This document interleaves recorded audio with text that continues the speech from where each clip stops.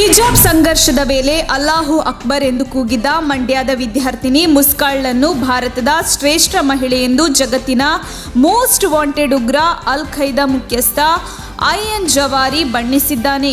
ಈ ಕುರಿತು ವಿಡಿಯೋ ಬಿಡುಗಡೆ ಮಾಡಿರುವ ಐಎನ್ ಜವಾರಿ, ಮುಸ್ಕಾನ್ನ ಧೈರ್ಯ, ಶೌರ್ಯ ನಮಗೆಲ್ಲರಿಗೂ ಮಾದರಿ.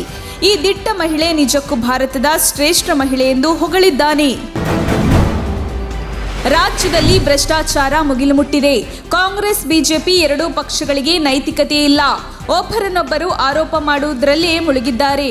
ಒಂದೊಂದು ಹುದ್ದೆಗೂ ಇಲ್ಲಿ ಕೋಟ್ಯಾಂತರ ಹಣ ಕೊಡಬೇಕಾಗಿದೆ ಎಂದು ಮಾಜಿ ಐಪಿಎಸ್ ಅಧಿಕಾರಿ ಭಾಸ್ಕರ್ ರಾವ್ ಹೇಳಿದ್ದಾರೆ.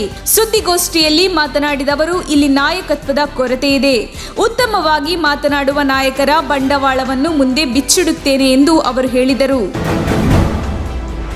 ಒಂದು ಕಡೆ ವಿದ್ಯುತ್ ದರ ಏರಿಕೆ ಬೆನ್ನಲ್ಲೇ ಇದೀಗ ರಾಜ್ಯ ಸರ್ಕಾರ ಹಾಲಿನ ದರ ಹೆಚ್ಚಳ ಮಾಡಲು ಮುಂದಾಗಿದೆ. ಜನರಿಗೆ ಹೆಚ್ಚಿನ ಹೊರೆಯಾಗದಂತೆ ಸರ್ಕಾರ ಪ್ರತಿ ಲೀಟರ್ ಹಾಲಿಗೆ ₹1 ಹೆಚ್ಚಳ ಮಾಡುವ ಸಾಧ್ಯತೆ ಇದೆ ಎಂದು ತಿಳಿದು ಬಂದಿದೆ.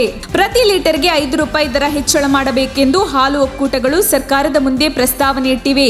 ಇನ್ನೆರಡು ದಿನಗಳಲ್ಲಿ ಮುಖ್ಯಮಂತ್ರಿ ಬಸವರಾಜ ಬೊಮ್ಮಾಯಿ ಅವರು ಕೆಎಂಎಫ್ ಮಂಡಳಿಯ ಸಭೆ ಕರೆದು ಅಂತಿಮ ನಿರ್ಧಾರವನ್ನು ಪ್ರಕಟಿಸಲಿದ್ದಾರೆ.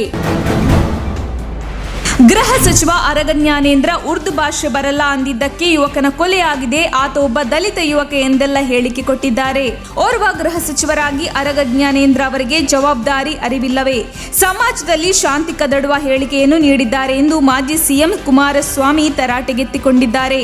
ಜೆಜೆ ನಗರದಲ್ಲಿ ನಡೆದ ಯುವಕನ ಹತ್ಯೆ ಪ್ರಕರಣ ಸಂಬಂಧ ಗೃಹ ಸಚಿವ ಆರಗ ಜ್ಞಾನೇಂದ್ರ ಉರ್ದು ಭಾಷೆ ಬರಲ್ಲ ಅಂದಿದ್ದಕ್ಕೆ ಯುವಕನ ಕೊಲೆಯಾಗಿದೆ ಎಂಬ ಹೇಳಿಕೆ ನೀಡಿದ್ದರು. ಈ ವಿಚಾರಕ್ಕೆ ಸಂಬಂಧಿಸಿದಂತೆ ಎಚ್ಡಿಕೆ ಆರಗ ಜ್ಞಾನೇಂದ್ರ ಅವರನ್ನು ತರಾಟೆಗೆತ್ತಿಕೊಂಡಿದ್ದಾರೆ. ಏನು ಅಭಿವೃದ್ಧಿ ಕೆಲಸಗಳನ್ನು ಮಾಡದ ಬಿಜೆಪಿ ಸಮಾಜದಲ್ಲಿ ಸಾಮರಸ್ಯ ಹಾಳು ಮಾಡುತ್ತಿದೆ. ಜನರ ಮುಂದೆ ಹೋಗಿ ಮತ ಕೇಳಲು ಅವರ ಬಳಿ ಏನೂ ಇಲ್ಲ. ಹೀಗಾಗಿ ಸಾಮರಸ್ಯ ಕದಡಿ ಜನರನ್ನು ದಾರಿ ತಪ್ಪಿಸುವ ಕೆಲಸ ಮಾಡುತ್ತಿದೆ ಎಂದು ವಿಧಾನಸಭೆ ವಿರೋಧ ಪಕ್ಷದ ನಾಯಕ ಸಿದ್ದರಾಮಯ್ಯ ಟೀಕಿಸಿದರು. ಜನರನ್ನು ಸೆಳೆಯಲು ಬಿಜೆಪಿ ಮಾಡುತ್ತಿರುವ ಹುನ್ನಾರ ಎಲ್ಲರಿಗೂ ಗೊತ್ತಿದೆ. ಅದೇ ಅವರಿಗೆ ತಿರುಗುಬಾಣವಾಗುತ್ತದೆ. ಮೊದಲಿನಿಂದಲೂ ಹಿಂದೂ ಹಾಗೂ ಮುಸ್ಲಿಂ ಇಬ್ಬರು ಮಾವಿನ ಹಣ್ಣಿನ ವ್ಯಾಪಾರ ಮಾಡಿಕೊಂಡು ಬಂದಿದ್ದಾರೆ. ಈಗ ಅನಗತ್ಯವಾಗಿ ಇದನ್ನೇ ವಿವಾದ ಮಾಡಲಾಗುತ್ತಿದೆ ಎಂದರು. ಹಿಂದೆ ಮಸೀದಿಗಳಲ್ಲಿ ಯುಗಾದಿ ಮಾಡುತ್ತಿರಲಿಲ್ಲ. ಈಗ ಮಸೀದಿಗಳಲ್ಲೂ ಯುಗಾದಿ ಮಾಡಿ ಬೇವು ಬೆಲ್ಲ ಕೊಡ್ತಿದ್ದಾರೆ. ಈಗ ಸಾಮರಸ್ಯ ಮೂಡುವ ಕೆಲಸವಾಗ್ತಿದೆ ಎಂದು ಸಚಿವ ಬಿಸಿ ನಾಗೇಶ್ ಹೇಳಿದ್ದಾರೆ. ಮುಸ್ಲಿಂ ವ್ಯಾಪಾರಿಗಳ ಅಂಗಡಿಗಳಲ್ಲಿ ವಸ್ತುಗಳನ್ನು ಖರೀದಿ ಮಾಡಬೇಡಿ ಎಂದು ಹೇಳಿಲ್ಲ. ಯಾರ ಹತ್ತಿರ ತೆಗೋಬೇಕು ಅನ್ನೋದು ಜನರ ಇಷ್ಟಕ್ಕೆ ಬಿಟ್ಟಿದ್ದು. ಜನರ ಇಚ್ಛೆ ಇದ್ದ ಕಡೆ ಆಹಾರ ಖರೀದಿ ಮಾಡ್ತಾರೆ. ನಮ್ಮ ಸರ್ಕಾರದ ಸಚಿವರು ಹಲಾಲ್ ಕಟ್, ಜಟ್ಕಾ ಕಟ್ ಮಾಂಸ ತಿನ್ನಿ ಅಂತ ಹೇಳಿಲ್ಲ. ಅವರಿಗಿಷ್ಟ ಬಂದ ಕಡೆ ತಿನ್ನುತ್ತಾರೆ ಎಂದರು. ದೇಶದಲ್ಲಿ ಬೆಲೆ ಏರಿಕೆ ಖಂಡಿಸಿ ಜಿಲ್ಲೆಯ ಪಾಂಡವಪುರ ಪಟ್ಟಣದಲ್ಲಿ ರೈತರು ಪ್ರತಿಭಟನೆ ನಡೆಸಿದ್ದು, ಶ್ರೀರಂಗಪಟ್ಟಣ ಹಾಗೂ ಬೀದರ್ ರಾಷ್ಟ್ರೀಯ ಹೆದ್ದಾರಿ ತಡೆದು ಮಾನವ ಸರಪಳಿ ನಿರ್ಮಿಸಿದರು. ಬಿಜೆಪಿ ನೇತೃತ್ವದ ಕೇಂದ್ರ ಹಾಗೂ ರಾಜ್ಯ ಸರ್ಕಾರಗಳ ವಿರುದ್ಧ ಆಕ್ರೋಶ ಹೊರಹಾಕಿದ ರೈತರು ದಿನೇ ದಿನೇ ಬೆಲೆ ಏರಿಕೆ ಮಾಡುತ್ತಿರುವ ಸರ್ಕಾರದ ವಿರುದ್ಧ ರೈತರು ಕಿಡಿಕಾರಿದ್ದು, ರಸಗೊಬ್ಬರ, ಡೀಸೆಲ್, ಪೆಟ್ರೋಲ್, ಅಡುಗೆ ಎಣ್ಣೆ, ಅನಿಲ, ವಿದ್ಯುತ್ ದರ ಏರಿಕೆಯನ್ನು ಖಂಡಿಸಿದ್ದು, ದರ ಇಳಿಸುವಂತೆ ಒತ್ತಾಯಿಸಿದರು. ಮೈಸೂರು ನಗರದ ಭೋಗಾದಿ ರಿಂಗ್ ರಸ್ತೆಯಲ್ಲಿ ಭೀಕರ ರಸ್ತೆ ಅಪಘಾತ ಸಂಭವಿಸಿದೆ.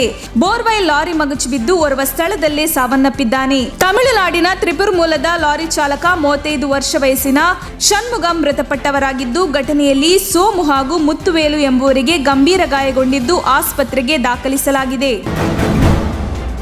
ಮುಸ್ಕಾನಿಗೂ ಆ ವಿಡಿಯೋಗೂ ಸಂಬಂಧವಿಲ್ಲ. ಸರ್ಕಾರಕ್ಕೆ ದಮ್ ಇದ್ರೆ ಮೋಸ್ಟ್ ವಾಂಟೆಡ್ ಉಗ್ರ ಜವಾಹಿರಿಯನ್ನು ಬಂಧಿಸಲಿ ಎಂದು ಮಾಜಿ ಎಂಎಲ್ಸಿ ಸಿಎಂ ಇಬ್ರಾಹಿಂ ಹೇಳಿದ್ದಾರೆ.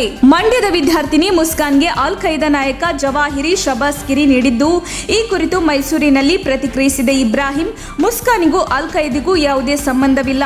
ಅಲ್ ಖೈದಾ ಕರ್ನಾಟಕಕ್ಕೆ ಬಂದಿಲ್ಲ, ಬರೋಕೆ ಸಾಧ್ಯವಿಲ್ಲ. ನಮ್ಮ ಜನ ಅವನನ್ನ ಬರೋದಕ್ಕೆ ಬಿಡೋದಿಲ್ಲ ಅನ್ನೋ ನಂಬಿಕೆ ನನಗಿದೆ. ಇನ್ನು ಸುಮ್ಮನೆ ಮುಸ್ಕಾನ್ ವಿರುದ್ಧ ಆರೋಪ ಮಾಡಲಾಗ್ತಿದೆ ಎಂದರು. ಜೂನ್ 23ರ ಒಳಗಾಗಿ ರಾಜ್ಯದ ಎಲ್ಲಾ ಜಿಲ್ಲೆಗಳಲ್ಲಿ ಜಿಲ್ಲೆಗೊಂದು ಗೋಶಾಲೆ ಯೋಜನೆ ಅನುಷ್ಠಾನವಾಗದಿದ್ದರೆ ಅಧಿಕಾರಿಗಳ ತಲೆದಂಡ ಖಚಿತ ಎಂದು ಪಶುಸಂಗೋಪನೆ ಸಚಿವ ಪ್ರಭು ಚೌಹಾಣ್ ಗುಡುಗಿದ್ದಾರೆ. ಗೋ ಹತ್ಯೆ ನಿಷೇಧ ಕಾಯ್ದೆ ಜಾರಿಯಾದಾಗಿನಿಂದ ರಾಜ್ಯದಲ್ಲಿ ಗೋಶಾಲೆಗಳು ಕ್ರಮೇಣ ಭರ್ತಿಯಾಗ್ತಿವೆ. ಹೀಗಾಗಿ ಆದ್ಯತೆಯ ಮೇಲೆ ಗೋಶಾಲೆಗಳ ನಿರ್ಮಾಣ ಮಾಡಬೇಕು ಎಂದು ಹೇಳಿದರು.